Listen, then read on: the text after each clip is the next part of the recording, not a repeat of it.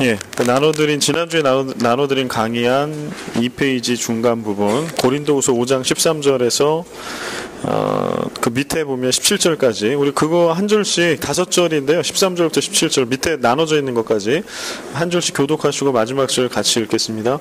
우리가 만일, 제가 먼저 읽고 마지막 절 함께 읽습니다. 우리가 만일 미쳤어도 하나님을 위한 것이요, 정신이 온전하여도 너희를 위한 것이니 그리스도의 사랑이 우리를 강권하시는도다. 우리가 생각하건대 한 사람이 모든 사람을 대신하여 죽었은즉 모든 사람이 죽은 것이라. 그가 모든 사람을 대신하여 죽으심은 살아있는 자들로 하여금 다시는 그들 자신을 위하여 살지 않고 오직 그들을 대신하여 죽었다가 다시 살아나신 이를 위하여 살게 하려 함이라. 우리가 이제부터는 어떤 사람도 육신을 따라 알지 아니하노라. 비록 우리가 그리스도로 육신을 따라 알았으나 이제부터는 그같이 알지 아니하노라. 네, 같이 읽습니다. 그런즉 누구든지 그리스도 안에 있으면 새로운 피조물이라. 이전 것은 지나갔으니 보라 새 것이 되었도다. 네, 아멘. 네. 그래서 먼저 우리 이 말씀을 지난주에 한번 짧게 훑어봤는데요. 이 말씀에 대한 의미를 다시 한번 좀 돌아보고 여기서 1차 좀 나눔을 좀 갖도록 하겠습니다. 한 절 한 절 좀 보겠습니다. 이게 로마서 지금 본문하고 바로 의미가 연결되기 때문에요. 우리가 만일 미쳤어도 하나님을 위한 것이요, 정신이 온전하여도 너희를 위한 것이니 그리스도의 사랑이 우리를 강권하시는도다. 우리가 생각하건대 한 사람이 모든 사람을 대신하여 죽었은즉 모든 사람이 죽은 것이라. 그가 모든 사람을 대신하여 죽으심은 살아있는 자들로 하여금 다시는 그들 자신을 위하여 살지 않고 오직 그들을 대신하여 죽었다가 다시 살아나신 이를 위하여 살게 하려 함이라. 16절에 보면은 이제 또 그 앞에 나와 있지 않은 단어가 나오는데요. 그러므로 우리가 이제부터는 어떤 사람도 육신을 따라 알지 아니하노라. 비록 우리가 그리스도도 육신을 따라 알았으나 이제부터는 그같이 알지 아니하노라. 17절 우리가 너무 잘 아는 말씀이죠. 그런즉 누구든지 그리스도 안에 있으면 새로운 피조물이라. 이전 것은 지나갔으니 보라 새 것이 되었도다. 이게 17절 말씀이 많이 알려진 말씀이에요. 근데 이 말씀의 뜻을 온전히 알려면 앞에 있는 말씀의 뜻이 해석이 돼야 17절 말씀이 무슨 뜻인지를 알 수가 있겠죠. 새로운 피조물이라는 게 되게 추상적이잖아요. 누구든지 그리스도 안에 있으면 새로운 피조물이라. 이게 뭔 얘기냐 이게. 이전 것은 지나갔으니 보라 새 것이 되었도다. 그래서 이게 무슨 얘기냐, 그래서 어떻게 하라는 얘기냐, 이게 17절만 가지고 이거를 해석하려고 그러면 자의적인 해석이 막 나올 수 있어요. 근데 이 말씀은 앞에하고 연결이 돼 있다라고 하는 거죠. 그 앞에 말씀하고 좀 연결해 보면 바로 붙어 있는 건 16절인데 우리가 그러므로 우리가 앞에 있는 걸 다 따온 거죠. 그러므로 우리가 이제부터는 어떤 사람도 육신을 따라 알지 아니하노라. 일단은 또 앞으로 계속 가보겠습니다. 어떤 사람도 이제부터는 어떤 사람도 육신을 따라 알지 않겠다. 이거 무슨 말인가요? 이거 알려면 이제 그러므로로 넘어가야 되겠죠. 어떤 이유 때문에 이제는 우리가 믿는 우리들이 서로를 알 때 육신으로 더 이상 따라서 알지 않겠다. 이 소리잖아요. 뭐 때문에?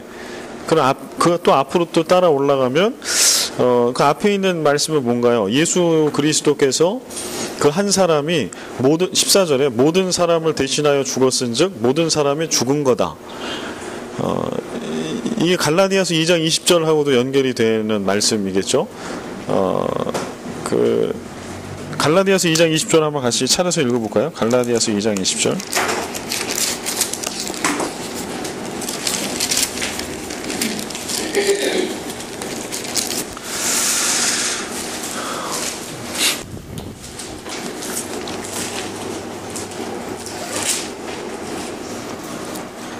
네, 갈라디아서 2장 20절 찾으셨나요? 예, 같이 읽겠습니다. 내가 그리스도와 함께 십자가에 못 박혔나니 그런즉 이제는 내가 사는 것이 아니요 오직 내 안에 그리스도께서 사시는 것이라. 이제 내가 육체 가운데 사는 것은 나를 사랑하사 나를 위하여 자기 자신을 버리신 하나님의 아들을 믿는 믿음 안에서 사는 것이라. 아멘. 이제 이게 연결이 되어 있는 것 같은가요? 그러니까 예수님께서 예수님 한 분이, 그러니까 첫 아담, 지난주 거하고 연결을 좀 해볼게요. 지난 주일 설교 말씀 본문도 같이 좀 포함이 되어 있는데요. 로마서 지금 하반부 우리가 보고 있는 말씀에 보면 첫 아담과 예수 그리스도는 둘째 아담의 이런 비유를 들고 있죠. 첫 아담이 범죄했다. 그 범죄함으로 인해서 모든 사람이 사망의 종노릇을 하게 됐다. 이게 이제 말씀이죠. 근데 첫 아담이 하나님께 범죄한 내용은 하나님과의 언약의 관계를 깬 거죠. 하나님의 말씀을 깬 거, 하나님 없이 내가 살 수 있다라고 하는 것을 그가 자의적으로 표현한 거. 이게 선악과를 따먹은 행위가 되겠죠. 그 결과는 하나님이 미리 말씀하신 대로, 하나님 미리 창세기에 보면 말씀하시잖아요. 동산 중앙에 있는 나무의 실과 얘기하시면서 내가 먹는 날에는 정령 죽으리라. 그래 진짜 죽잖아요. 사망, 그때부터 이제 죽음이 그 죄로 인해서 하나님 없이 살 수 있다라고 하는 것을 본인들 자의지로 선포하고 말씀과 언약을 스스로 깨뜨린 그 순간부터 사망이 주인 노릇을 하죠.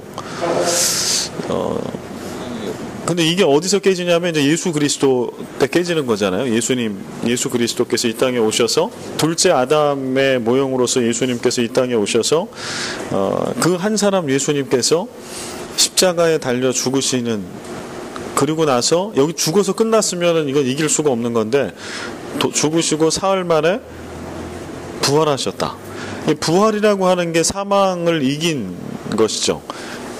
그 전까지는 사망을 이긴 사람이 하나도 존재하지 않았죠. 인류 역사에. 그러다가 예수 그리스도께서 처음으로, 그래서 잠자는 자들의 첫 열매, 다 잤다가 죽었다가 부활한 첫 열매가 예수 그리스도, 둘째 아담이 예수 그리스도가 되시는 건데요. 그래서 예수님께서 그렇게 사망을 이기셨어요. 그리고 부활하셨는데 이게 이제 예수님의 개인적인 사건으로 그치는 것이 아니라 첫 아담의 죄 지은 사건이 의 여파가 사망이 지금까지도 왕노릇하는 영향력을 끼쳤다면 한 분 예수 그리스도께서 이 땅에 오셔서 죽으시고 사망 권세를 이기신 사건, 그래서 오늘 그를 믿는 모든 사람들이 이 한 사람의 사건이 아니라 믿음 안에서 누구에게나 주어지는 사망을 이기는 사건이 됐다라고 하는 것을 얘기하고 있어요. 그럴 때 지금 얘기하는 게 이제 그거는 일어난 사건을 얘기하는 거고요. 15절에 보면 그가 모든 사람을 대신하여, 고린도 후서입니다. 그가 모든 사람을 대신하여 죽으심은 살아있는 자들로 하여금, 죽으심의 이유와 목적, 주님의 마음이 이제 담겨 있는 거죠. 왜 그러면 예수님께서는 신이고 하나님이신 예수님이 왜 죽으셨을까? 왜 사망 권세를 이기시고 부활하셨을까? 라고 하는 이유를 쓰고 있는 거죠.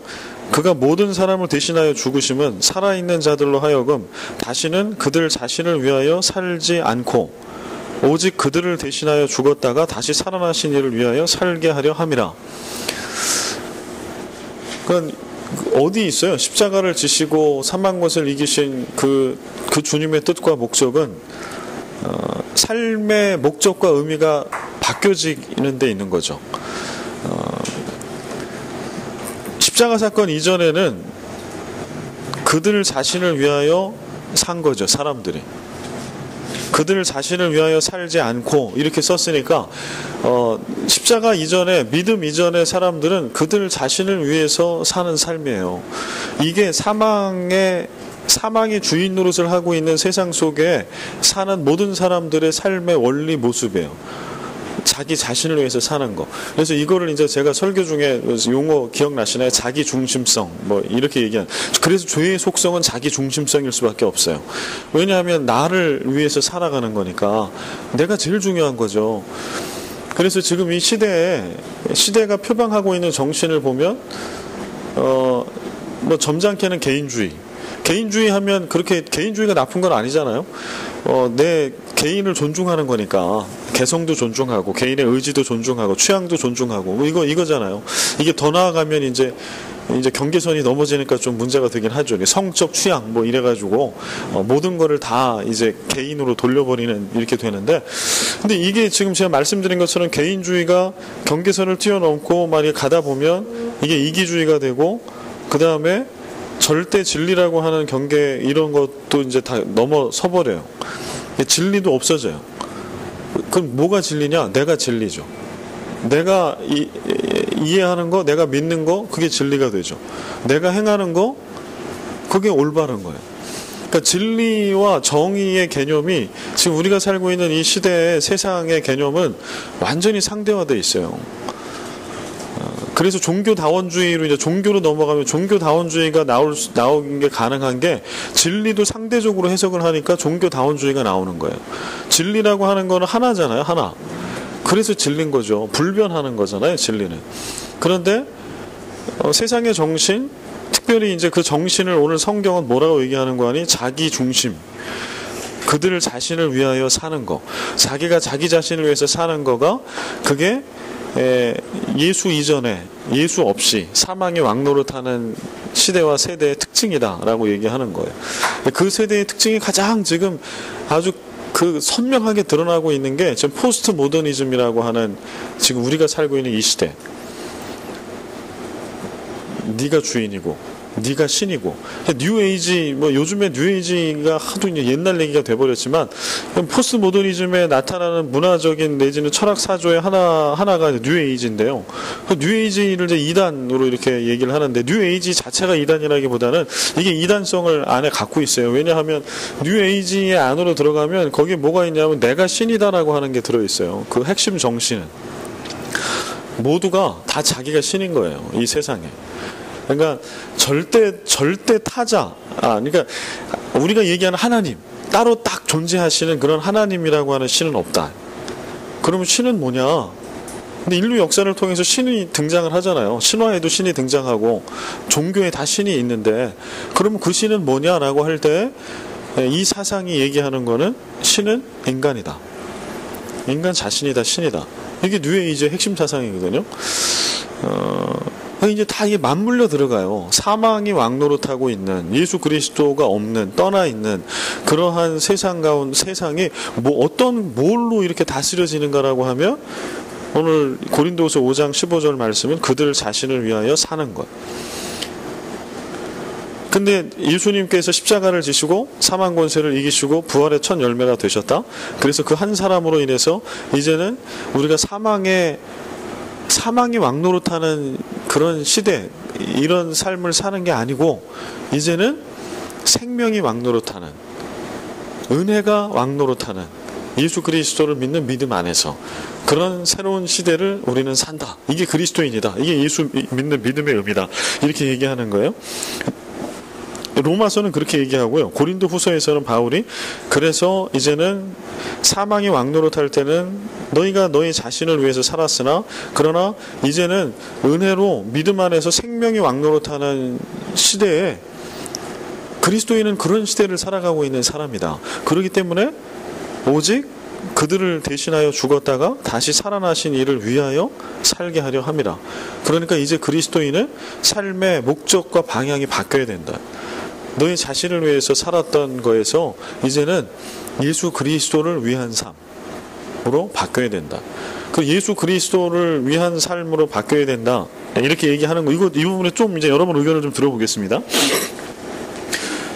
그럼 이제 제가 검증을 해드릴게요. 제가 지금 이렇게 풀어드린 말씀이 왜 맞는가를 검증을 해드리면 16절에 보면은요.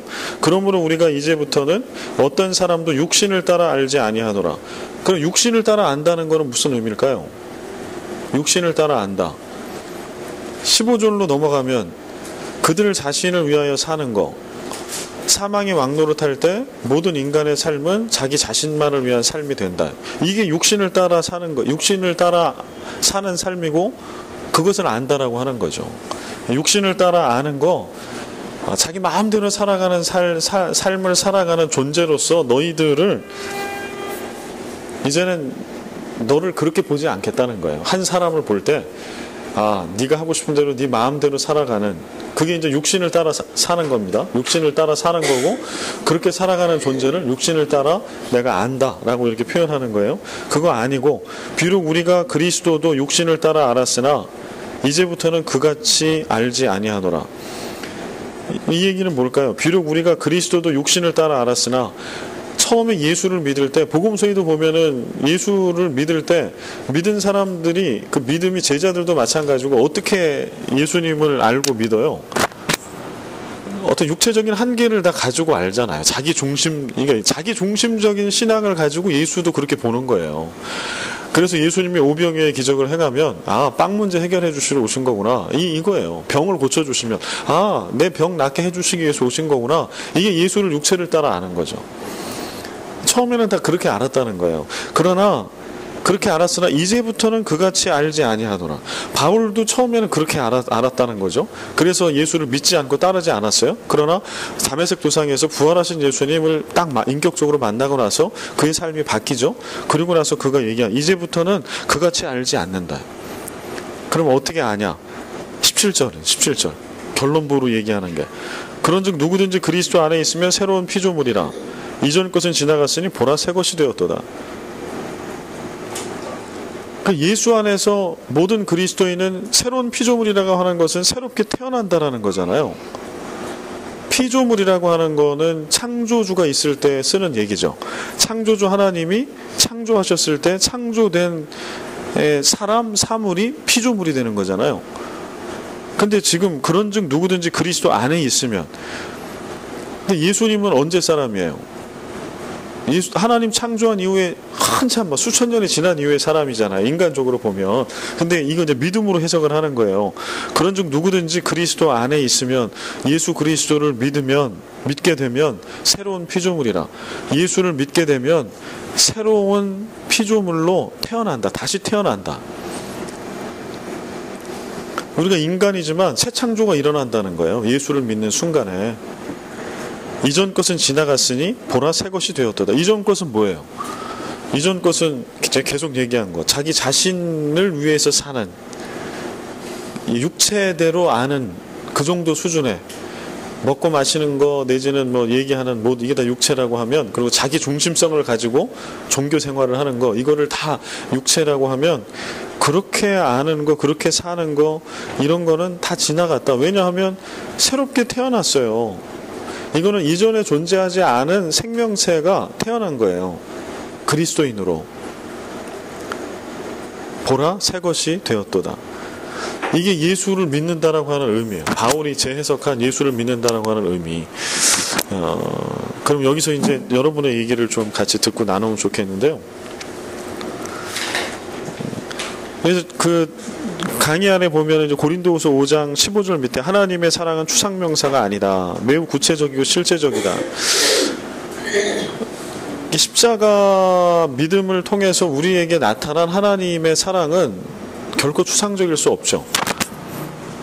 존재가 바뀌는 거예요. 새로운 창조가 일어나는 거. 그런 일이 믿음을 통해서 우리 가운데 이미 일어난 거예요. 내 상태가 지금 어떠냐 이거를 따지자는 게 아니고요. 예수를 믿고 그리스도인이 됐다라고 할 때는 지금 말씀드린 이런 모든 새 창조가 이미 우리 가운데 일어나 버렸어. 그럼 우리는 이제 혼란을 겪잖아요. 그러면 왜 뭐지? 새롭게 태어나면은 자기 중심적인 그런 삶? 이거 이렇게 살면 안 되는 거잖아요. 이게 우리가 다시 오실 예수 그리스도의 재림을 기다리며 구원의 완성을 기다리며 이 땅 가운데 여전히 치열하게 믿어야 하는, 믿음 생활을 해야 하는 이유가 여기 있는 거죠. 그러니까 예를 들어서 한번 믿었어요. 새 창조가 됐어. 그래서 끝났어. 우리의 인격이나 우리의 영혼과 우리의 존재가 완전히 화학작용을 통해서 물이 포도주가 된 것처럼 변해버렸어요. 그러면은 우리 고민 지금 안 해도 되잖아요. 우리가 예수 믿고 세례 받았어. 그리고 거듭났어요. 그러면 죄 지으면 안 되고,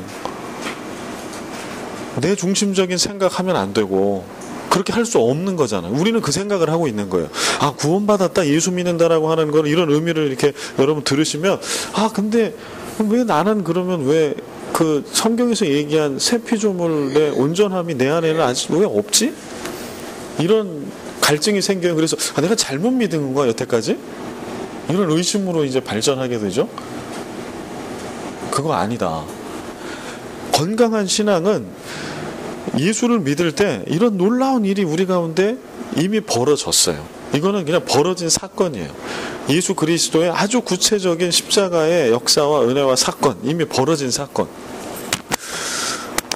그러나 그래서 이런 사건이 이미 벌어졌으나 그 다음에 이제 우리가 구원받은 영혼을 살아가는 성도로 우리가 마땅히 해야 될 거는 뭐냐 하면 치열한 말씀과 믿음 가운데 이 말씀을 살아내는 거예요.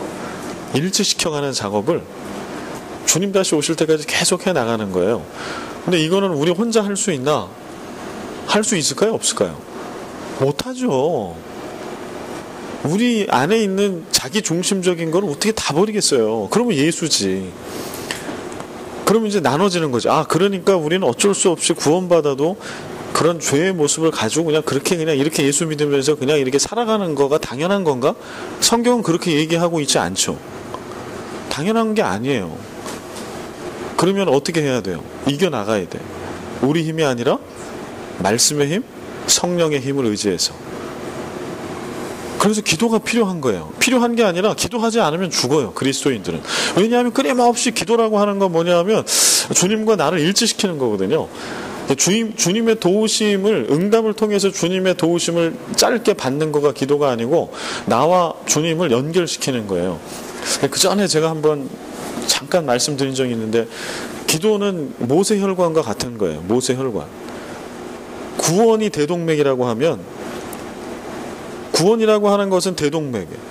심장과 연결돼가지고 생명을 공급받는 거예요. 그러면 살아. 그런데 심장에서 대동맥으로 그냥 피가 펌프질 돼서 가면 모든 사람이 사나요? 그렇지 않죠. 그 피가 어떻게 돼야 돼요? 모세혈관을 통해서, 실핏줄을 통해서 저 손가락 끝 발끝까지 몸의 가장 말초까지 다 가야 되죠. 근데 오늘 우리가 기도한다라고 하는 건 그런 거예요. 그래서 구원은 일회적인 거예요. 일회적으로 완전하게 이루어져요. 그게 지금 로마서에서 얘기하고 있는 거예요. 한번 예수 그리스도를 통해서 사망 권세를 이기신 예수 그리스도를 통해서 우리가 예수를 믿으면 새 사람, 새 피조물로 태어나는 게 구원이에요.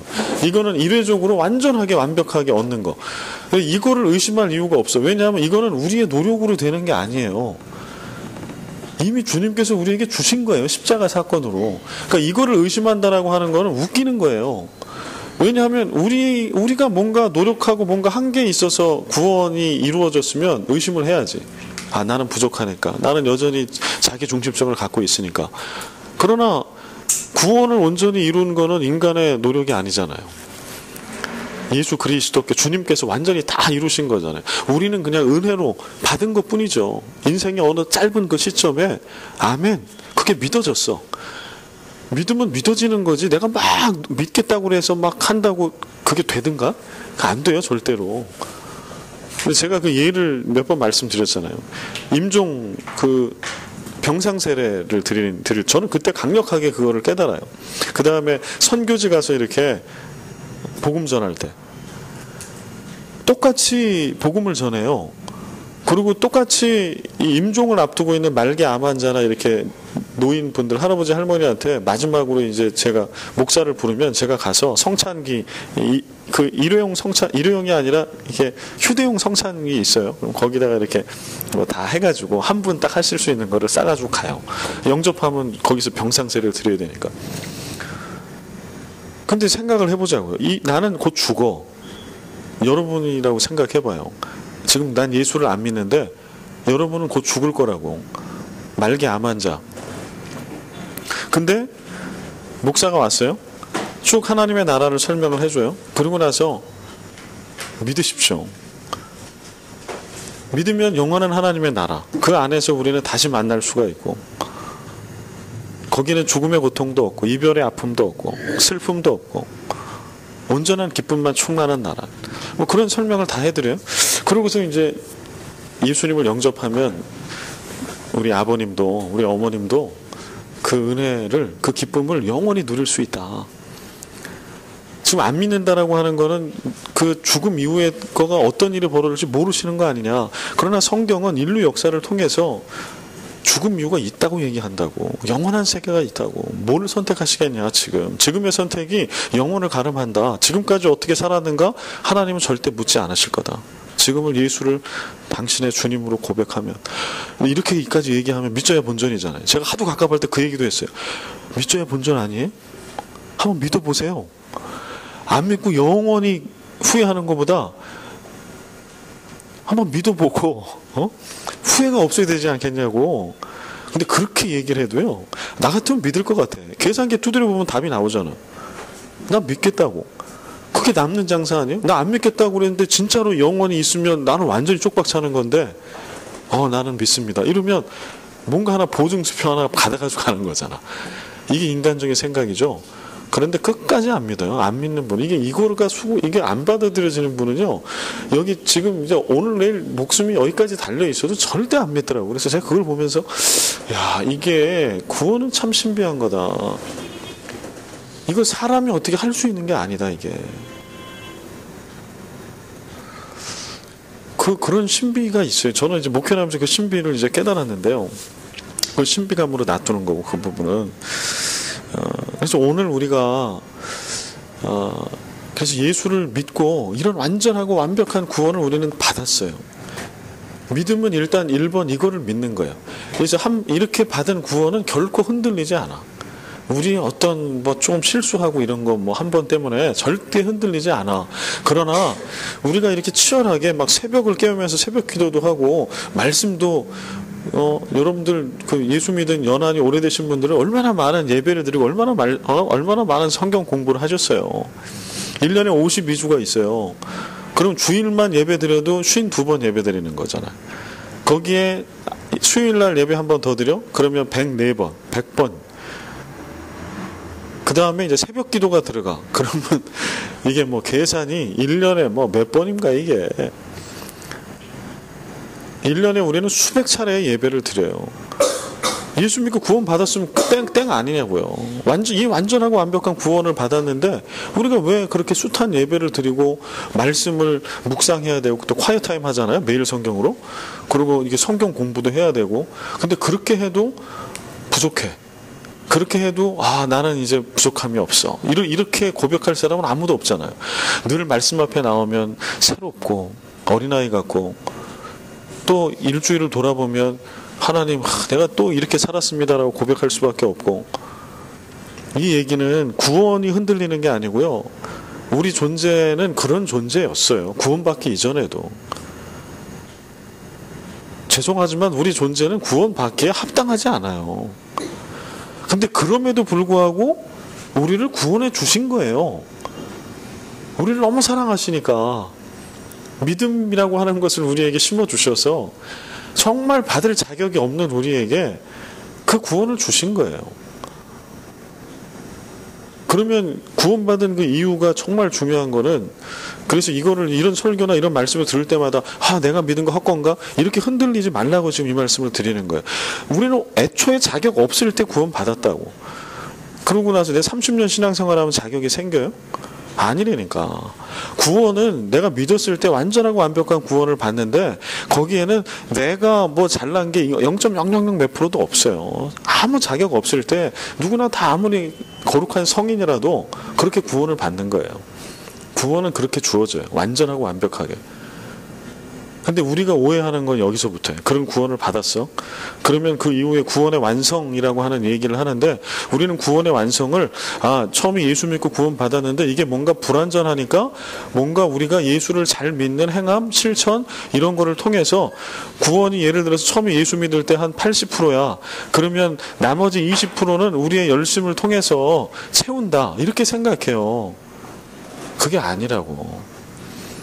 우리는 너무나 부족할 때 이미 구원을 받았는데 그 구원은 우리의 힘으로 할 수 없는 거기 때문에 완전하고 완벽하게 예수 그리스도를 통해서 우리에게 그냥 주신 거예요. 선물로. 그래서 오늘도 여기 말씀 보면은 15절, 그 로마서 3장 15절에 보면 15절 16절에 같이 읽어볼까요? 15절 16절. 그러나 이 은사는 그 범죄와 같이 아니하니 3페이지입니다. 강의 한 3페이지 15, 16절 시작. 그러나 이 은사는 그 범죄와 같이 아니하니 곧 한 사람의 범죄로 인하여 많은 사람이 죽었은즉 하나님의 은혜와 또한 한 사람 예수 그리스도의 은혜로 말미암은 선물은 많은 사람에게 넘쳤느니라. 또 이 선물은 범죄한 한 사람으로 말미암은 것과 같이 아니하니 심판은 한 사람으로 말미암아 정죄에 이르렀으나 은사는 많은 범죄로 말미암아 의롭다 하심의 이름이니라. 지금 16절을 보면은요, 16절에 심판은 한 사람으로 말미암아 정죄에 이르렀으나 이게 하나예요. 그 다음에 은사는 해가지고 의롭다 하심의 이름이니라가 두 번째예요. 이게 이 두 가지가, 이 두 문장이 서로 대꾸를 이뤄요. 어떻게 대꾸 이루냐? 심판은 한 사람으로 할 때 심판과 대꾸를 이루는 거는 뭘까요? 은사예요. 은사. 심판과 대꾸를 이루는 게 은사예요. 근데 심판 그러면은 은사 빼면 뭐가 들어가면 합당해요? 대꾸를 이룬다라고 하면 심판의 반대에 있는 거. 지금 대꾸, 대조 다 되죠? 심판의 반대에 있는 말은 뭘까요? 구원이죠. 그렇죠. 사실은 여기에 문맥상 자연스러운 건 은사는 아니에요. 은사는 뭔가 생뚱맞아요. 심판과 은사가 뭔 상관이 있어요? 심판과 은사가 무슨 관계가 있어요? 그렇게 배우셨어요? 그렇지 않아요. 그런데 지금 바울은 말도 안 되는 거를 대조 대꾸를 시키고 있어. 이거는 국문학적으로 따지면 틀렸어. 이 문장만 보면 그 뭐야? 심판과 은사가 왜? 근데 아주 의도적으로 지금 이거를 바울은 쓰는 거예요. 심판과 대조 대꾸를 이루어야 되는 거는 당연히 구원입니다. 그렇다라고 하면 바울은 구원을 여기다 썼을 거예요. 그냥 상식선에서 썼으면. 근데 구원을 안 쓰고 은사를 썼다라고 하는 거는 바울은 지금 어떤 의미를 부여하는 거예요? 구원이라고 하는 게 은사다. 이 얘기를 하고 싶은 거죠. 구원 받음이 은사라고. 은사, 카리스마. 기억나시나요? 카리스마 제가 뭐라고 그랬죠? 카리스마는 칼 있는 사람이죠. 칼리스마. 네. 진지하네. 이제 농담도 안 웃네, 이제. 네, 카리스마는 선물이라고 그랬잖아요. 선물. 선물은 주는 사람 마음인 거예요. 받는 사람의 의지랑 아무 상관이 없는 거. 구원을 그렇게 설명하는 거예요. 네가 받고 싶다고, 네가 받을 자격이 있다고. 구원은 그런 거랑 아무 상관이 없다는 거예요. 구원은 카리스마다, 은사다, 선물이다. 바울은 지금 그렇게 설명하는 겁니다. 그래서 제가 지금 쭉 말씀드리는 것이 이게 성경 말씀에 있는 복음인 거예요. 그걸 제가 지금 다시 얘기하려고 하는 거예요. 그래서 구원은 선물로 우리에게 주어진 건데 우리의 구원받음에 합당함, 믿음으로 구원받았다고 얘기할지라도 그것도 없어. 지금 로마서는 계속 그 얘기하잖아요. 그러면 이후에 이제 구원받은 성도로서 우리의 삶을 이제 이거를 잘 봐야 돼요. 예수 안에 새로운 피조물이 됐고 우리가 이제는 사망이 왕노릇하는 게 아니고 은혜 안에서 생명이 왕노릇하는 그러한 자기중심적인 게 아니라 예수 그리스도를 위한 삶을 살아가야 하는데 그럼 그 말의 의미가 뭐냐? 이걸 알아야 우리가 그런 삶을 살 거 아니겠어요? 근데 이렇게 살아가는 것이 결코 구원이 100%라면 예수 믿고 부족한 10%, 20%, 10점, 20점을 채우라고 절대 그렇게 하신 게 아니다. 새롭게 태어난 피조물, 새 인간은 삶의 원리가 달라요. 삶의 목적이 다르다는 거예요. 그러니까 거기에 맞춰서 다르게 살으라고 말씀하시는 거예요. 다르게 살아라. 뭐를 이루고 성취해라. 그래야 너희 구원이 완성된다. 그 얘기 하시는 게 아니고 너희는 존재가 완전히 바뀌어졌어. 그러니 예수 믿기 이전에 너희들이 살았던 삶의 목적이 뭐였냐? 너희를 위해서. 지극히 너 중심적. 그렇다라고 하면 이제는 그렇게 살면 안 된다는 거예요. 네 중심적이 아니라 예수 중심적, 복음 중심적 이 삶을 살아라. 이제 이게 이제 복음의 내용이고요. 근데 이럴 때 이제 여기까지 들었습니다. 그럴 때 여러분들에게 좀 의무는 뭔가요? 그러면 이제 우리가 어떻게 살아야 되겠다. 이제 뭐 이런 게 이제 나오잖아요. 그래서 교회에서도 목사가 설교도 이렇게 사시라고, 그래서 여러분들도 난 이렇게 살아야 되겠다. 이제 어떤 이런 결단을 하시잖아요. 이럴 때 이거를 이제 여러분들의 삶의 언어로 좀 가져오자고. 예수를 위해 산다. 자기 중심적인 걸 내려놓는다. 상당히 추상적이에요. 그렇죠. 그러면 구체적으로 우리의 삶의 자리에서 이거는 어떻게 사는 것을 얘기할까요? 이거 여러분들 얘기를 한번 듣고 싶습니다. 그래서 이제 뭐 궁금한 거, 난 잘 모르겠다 좋고, 아니면 저는 이거를 새 피조물로 사는 거, 생명 아래 살아가는 거, 예수를 위해 사는 거는 저는 이러한 삶이라고 생각하고 있습니다. 그래서 이렇게 살고 있습니다. 내지는 어떤 질문 다 좋습니다. 돌아가면서 짧게 이거는 조금씩 다 나누면 좋을 것 같아요. 네, 우리 김 집사님부터 한번 마무리를 좀 하도록 하겠습니다. 오랜만에 하여튼 이렇게 좀 많은 시간을 서로의 이야기들을 좀 나눴던 것 같은데요. 그래서 시간이 오늘 여유가 있을 거라고 생각했는데 이게 또 다 나누다 보니까 또 시간이 좀 지났지만 그래도 나눠드린 강의안까지는 좀 마무리를 하도록 하겠습니다. 하여튼 다 나름의 그런 말씀에 대한 이해와 믿음과 또 적용을 갖고 계셔서 참 감사합니다. 풍성한 나눔이 됐다고 생각이 되고요. 끊임없이 예수를 닮아가는 내 삶의 중심을 자꾸 옮겨가는 이 삶이 그런 고민이 우리 가운데 있어야 되겠다. 저도 고민을 많이 했어요. 지난주 설교도 그렇고 뭔가 흔드는 설교를 지금 막 계속 그런 얘기를 제가 던지고 있는 거거든요. 오늘 새벽 기도도 그렇고 좀 흔들어 드리는 거예요. 가만히 놔두면, 우리 김 집사님 같은 경우도 가만히 놔두면 그냥 이렇게 편할 수 있어요. 고민 안 하고 이렇게. 근데 이제 한번 흔들리면 이제 과정이 필요해요. 근데 필요해요, 그게. 그래서 이게 지금 뭔가 흔들리는 거는 견고함이 약하기 때문에 흔들리는 거거든요. 그래서 이럴 때 다시 한번 구원의 확신, 구원이 뭔가, 내 삶의 중심은 어디 있는가를 또 한번 말씀과 복음 앞에 서고 끊임없이 또 이렇게 나가는 것이 필요하다고 생각이 되고요. 또 로마서 공부하면서 매번 막 이렇게 재밌고 즐겁고 은혜가 되지는 않으시겠지만 이런 자리를 지키고 찾는 거가 이게 되게 유익해요. 어느 순간에 하나님께서 딱 그 은혜를 주실 때가 있어요. 그렇게 딱 해결이 되고 그런 때를 사모하면서 자리를 잘 지켜주시면 감사하겠습니다. 세 번째 페이지 좀 빨리 하겠습니다.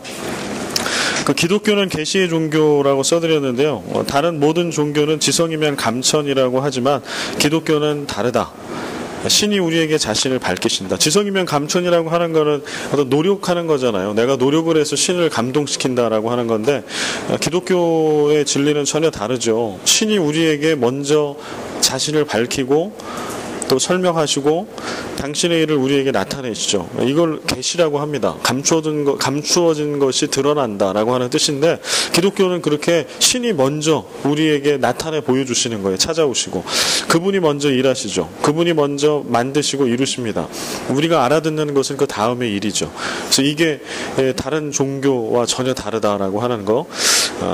그 다음에 아까 16절은 그 대꾸를 이루는 거, 심판과 은사, 한 사람으로 말미암아와 많은 범죄로 말미암아 정죄에 이르렀다는 것과 의롭다 하심에 이르렀다라고 하는 거, 한 사람으로 정죄에 이르러서 사망에 놓일 수밖에 없었던 것이 그 구원을 선물로 받아서 많은 범죄가 있음에도 불구하고 그 범죄로부터 벗어나서 오히려 의롭다 하심에 이르게 되는 이런 엄청난 구원의 역사, 사건, 이걸 이미 우리는 받았다.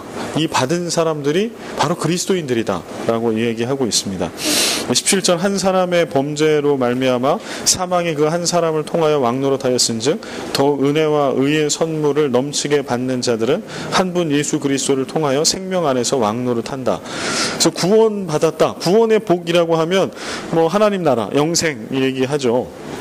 맞습니다. 그러나 오늘 17절 말씀에 보면 구원의 복, 왕노릇한다라고 하는 거예요. 왕이 돼서 다스린다. 사망에게 다스림을 받는 종노릇하는 이러한 존재에서 17절의 말씀에 보면 은혜와 의의 선물을 넘치게 받는 자들은 예수를 통하여 생명 안에서 왕노릇하는, 다스리는 그러한 신분이 완전히 바뀌게 되는 일이 된다. 이게 바로 구원받은 자가 누리는 복이다 라고 하는 거예요. 그래서 제가 밑에다 가로 안에 나는 예수 안에서 누구인가, 그래서 그리스도인의 낙심, 시험의 듬, 감동 없음, 사랑 없음, 이럴 때 이 말씀 복음을 가지고 이제 이겨나가야 한다라고 하는 거예요. 마귀는 자꾸 우리를 흔들 거예요. 그래서 쉽게 구원의 감격이 느껴지지 않게 할 거고, 구원의 뿌리가 흔들리게 할 거고, 막 이렇게 도전할 겁니다. 그러나 성경이 계속 로마서에서 얘기하고 있는 것은 그 놀랍고 엄청난 구원을 너희들의 자격이 아니라 예수 그리스도 하나님의 너희를 향한 사랑을 통해서 주신 것이고, 너희들에게 믿음도 주신 것이고, 그런 놀란, 아까 우리 천권사님 고백하신 것처럼 받을 수 없는 그런 은혜들을 우리에게 이미 주셔서 우리가 누리고 살아가고 있는 거죠. 그거를 붙들려고 하는 거죠. 근데 이런 말씀을 자꾸 이렇게 바울이 로마에 있는 그리스도인들이 쓰고 있는 것은 로마 교회 안에서도 구원에 대한 확신이 없고, 뭔가 막 이렇게 다른 인간 중심의 무엇을 통해서 견고하다라고 하는 느낌? 이런 것들을 쌓아가려고 하는 잘못된 신앙, 이런 것들이 이미 들어와 있었다는 거예요. 그 로마 교회 안에. 그래서 그거를 깨뜨려라. 온전한 복음 안에 서라고 자꾸 말씀을 하고 있는 거죠. 예. 그다음에 19절에서 우리가 좀 주목해야 될 거는 그 한 사람이 순종하지 아니함으로 많은 사람이 죄인 된 것 같이 한 사람이 순종하심으로 많은 사람이 의인이 됐다. 그래서 구원을 얘기할 때 좀 순종을 얘기해요. 첫 아담은 불순종, 둘째 아담은 하나님께 순종. 그래서 이거를 이제 우리로 예수 닮는 하나의 우리의 성품으로 보면 순종이 되게 중요한 하나의 키워드가 될 수 있어요. 그래서 우리는 오늘날 이 권위에 대한 것들을 자꾸 부정하는 시대에, 또 권위가 많이 타락하다 보니까 이제 그 불신하는 시대에 살고 있는데, 그러나 주님에 대한 순종, 말씀에 대한 순종, 권위에 대한 순종, 특별히 이제 말씀과 복음에 대한 순종 너무 중요하다. 근데 오늘날은 이것도 자의적으로 막 해석을 해버리잖아요. 내가 마음에 맞게. 이거 우리가 좀 주목해봐야 될 부분이죠. 율법이 들어온 것은 범죄를 더하게 하려 함이라. 그러나 죄가 더한 곳에 은혜가 더욱 넘쳤다. 그래서 이거는 마치 보면은 이제 뭐 이렇게 그 율법을 주신 목적이 인간으로 하여금 더 많은 죄를 짓게 하기 위함이라고 하는 이렇게 이해가 돼요. 그러나 그런 해석은 틀리죠. 우린 율법의 기능을 알잖아요. 죄를 인식하고 그리스도에게로 인도하는 초등교사의 역할. 그래서 여기 더욱 넘쳤다라고 하는 말씀은 지난주에 누가복음 7장 말씀 인용했던 그 창녀, 그 가늠한 여인이 받았던 은혜. 예수님은 그 비유로 그렇게 설명하시잖아요. 500데나리온과 50데나리온 말씀하시면서 바로 그런 의미의 20절 말씀이 설명이 되겠죠. 21절 다 같이 읽겠습니다. 시작. 이는 죄가 사망 안에서 왕노릇한 것 같이 은혜도 또한 의로 말미암아 왕노릇하여 우리 주 예수 그리스도로 말미암아 영생에 이르게 하려 함이라. 네, 아멘. 그래서 이 은혜를 우리가 이미 누리고 있다. 그러나 그리스도인의 새로운 피조물로서의 온전한 삶을 오늘도 우리는 우리의 예배와 말씀과 기도와 우리의 믿음의 생활, 일상 가운데 또 살아내야 할 것이다 라고 하는 겁니다. 그러나 그 삶은 막 이렇게 고단하게 억지로 너 그거 안 살면 너 아니야, 이런 삶이 아니에요. 그 삶은 은혜의 삶이에요. 그리스도인이 그걸 이제 자꾸 우리가 의무로 받아들이고 막 이렇게 하기 때문에 이게 그 생각을 하면 막 머리가 무거워지는 건데, 그리스도인이 마땅히 살아야 될 그 삶을 하나하나 우리 일상에 살아낼 때 우리는 진짜 구원을, 진짜 기쁨을 누리는 거죠. 그래서 그 기쁨을 매일매일 좀 누리면서 예수 믿는 우리가 되었으면 좋겠습니다. 여기서 마치겠습니다.